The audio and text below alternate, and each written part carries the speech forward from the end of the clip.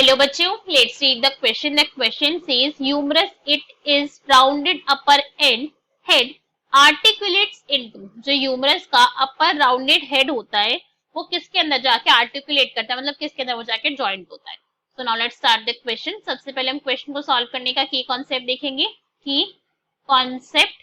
So question को solve करने का की कॉन्सेप्ट क्या है हमारा कि हमें यहाँ पे पता होना चाहिए ग्लिनॉइड कैविटी के बारे में. किसके बारे में नॉलेज होनी चाहिए हमें?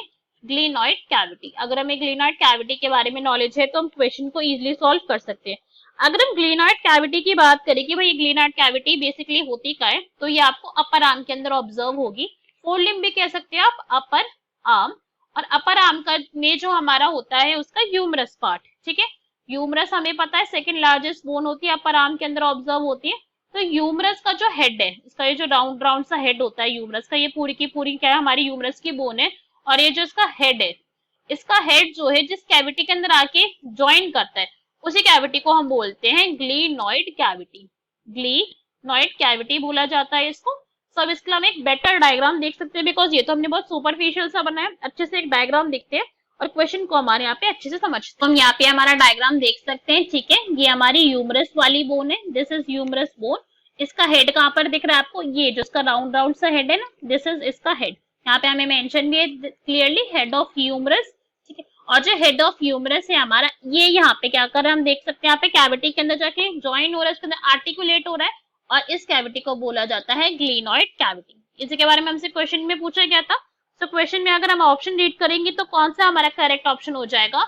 ए तो हमें क्या गिवन है? Acromion process. तो ये तो भाई इनकरेक्ट हो गया. एक्रोमियन प्रोसेस की बात करोगे तो एक्रोमियन प्रोसेस क्या होता है? हमारा जो स्कैपुला बोन है, स्कैपुला बोन का एक एक्सटेंडेड पार्ट होता है. ये दिख रही है स्कैपुला बोन आपको, this is scapula bone, shoulder वाली बोन.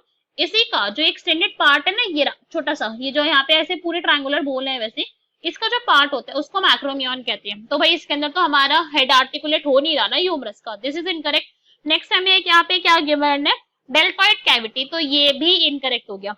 डेल्टॉइड कैविटी क्या होती है एक्चुअली के अंदर? ये एक रफ ट्रायंगुलर एरिया है. It is a rough triangular area. और ये कहाँ पे प्रेजेंट होता है? ह्यूमरस के अंदर, ह्यूमरस के मिडल के अंदर. यहाँ पे कहीं आपको ये ऑब्जर्व होगा.